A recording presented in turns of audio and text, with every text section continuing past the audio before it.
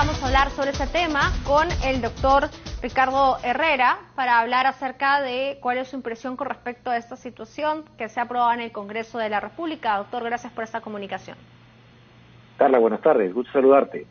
Bueno, hemos entonces conocido que el Congreso de la República ha dicho que no se puede despedir a personas que tienen COVID o los síntomas del COVID hasta después de haber pasado la cuarentena, ¿no? ¿Cómo tomar esta medida y si es pertinente o beneficiosa de alguna manera para los empleadores o para la empresa? El proyecto de ley contiene 3 prohibiciones. En primer lugar, está prohibido despedir sin causa, no solamente a trabajadores contagiados con COVID, sino a trabajadores en general. Prohibido despedir sin causa durante el periodo que dure la cuarentena y 30 días hábiles más, o sea, hasta mediados de agosto si la cuarentena no se extiende más allá del 30 de junio. La segunda prohibición es que no se pueden terminar los contratos de locación de servicios, las personas que emiten recibos por honorarios a clientes diversos. Y la tercera prohibición consiste en que no se puede dejar de renovar contratos a plazo fijo, es decir, los contratos a plazo fijo vencerán y las empresas tendrán forzosamente que renovar esos contratos hasta mediados de agosto, si es que la cuarentena, reitero, se extiende solamente hasta el 30 de junio. Inclusive se dice que los contratos que ya vencieron, a plazo fijo que ya vencieron, tendrían que reactivarse nuevamente hasta esa fecha, hasta mediados de agosto.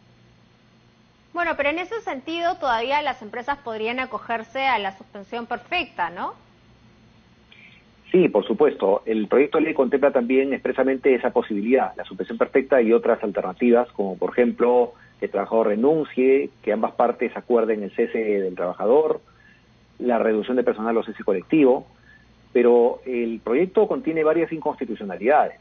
¿Cómo cuáles? En primer lugar, la retroactividad, es decir, pretende el proyecto, si se concreta en ley, que los contratos a plazo fijo que ya vencieron antes de su entrada en vigencia sean reactivados y por ende las relaciones laborales sean reiniciadas. En segundo lugar, porque este proyecto se aplicaría, si se concreta en ley, al sector privado y público, y para el sector público generaría un mayor gasto y el Congreso no tiene iniciativa de gasto público según el artículo 79 de la Constitución. Y en tercer lugar, se involucra relaciones civiles, es decir, por ejemplo, un abogado que atiende a un cliente sin ser un trabajador dependiente, se sospecharía que es dependiente y por eso se obligaría a su cliente a tener que proyectarle o renovarle o mantener el contrato de locación de servicios por lo menos hasta agosto.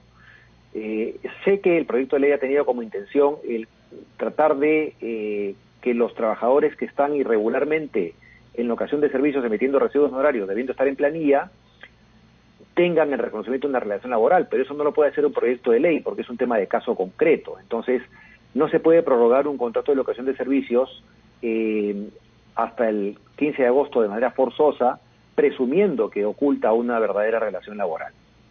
Claro, y en ese sentido, digamos, si esto es aprobado por insistencia en el Congreso, se lleva al Tribunal Constitucional y fácilmente estaría desestimada esta ley. Inclusive el Tribunal Constitucional ya declaró inconstitucionales leyes que establecen prohibiciones a lo que las partes acuerden. Por ejemplo, hace muchos años atrás había un régimen de indexación salarial que fue el año 92 dejado sin efecto para contratos de trabajo y para convenios colectivos por una ley. Esa ley fue declarada inconstitucional por la Corte Suprema y por el Tribunal Constitucional, porque justamente se afecta la libertad de empresa, la libertad de contratación además. Entonces, obligar a las empresas a prorrogar contratos a plazo fijo más allá de su plazo pactado es inconstitucional. Por ejemplo, un contrato de suplencia. Tenemos una trabajadora embarazada que da luz y que está en descanso por maternidad. El suplente o la suplente es contratada durante su ausencia.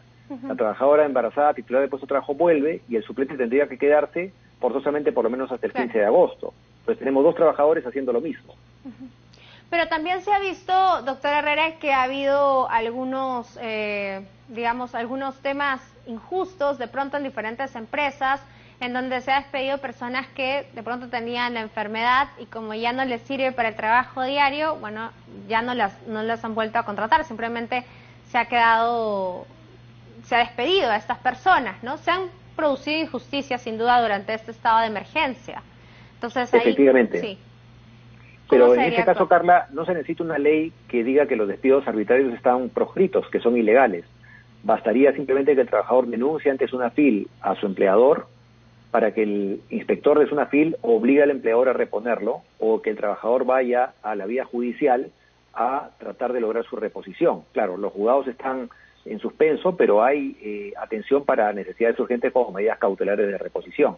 Entonces, el despido arbitrario, el despido sin causa, el despido verbal, es un despido ilegal y desde siempre ha tenido como el trabajador defenderse ante este tipo de arbitrariedad. Entonces, digamos que esta ley es innecesaria, este proyecto de ley es innecesario. Si lo que se pretende es evitar que la gente sea despedida arbitrariamente, es innecesario por completo, porque ya hay protección legal. Es un proyecto, me parece, populista, demagógico, que lo que busca es ganar aplausos, engañando a la colectividad, creyendo de que la colectividad con este proyecto de ley tiene una protección adicional a la que ya tiene en estos momentos en virtud de la ley vigente. Bueno, y en ese sentido, ¿no tiene nada, ningún punto rescatable? Bueno, hay proyectos de ley similares dando vueltas en los congresos de este país constantemente, nunca han prosperado. Yo creo que este congreso puede estar pensando en lo que ocurre, por ejemplo, en Argentina o en España, donde también se han prohibido los despidos, pero son realidades distintas. En España, el empleador es subsidiado por conservar al trabajador en su puesto de trabajo mientras dure la cuarentena. Aquí no. Y aquí no, ¿no es cierto? Y en Argentina el 80% de la mano de obra es formal, aquí el 70% de la mano de obra es informal. Entonces este proyecto de ley está apuntando a evitar los despidos de pocos trabajadores, la cuarta parte de los trabajadores dependientes del Perú, pero no protege en absoluto al sector informal donde los despidos se dan todos los días, arbitrariamente. Bueno, pero en ese sentido, digamos, en nuestro país se viven realidades, a pesar de que existen esas protecciones al trabajador, normalmente existe la creencia de que nunca ganan, ¿no?, los trabajadores enfrentados a grandes empresas. Yo diría que no, los jueces son bastante cuidadosos con aplicar la ley, los jueces de trabajo, y cuando hay un despido arbitrario disponen la reposición o el pago de la indemnización por despido, dependiendo del caso concreto. De modo tal que si un empleador despide a un trabajador, le ofrece la indemnización por despido, el trabajador acepta, ya no hay lugar al reclamo de reposición, pero si no acepta o no le paga la indemnización, entonces el trabajador tiene la vía habilitada para pedir su reposición. Uh-huh.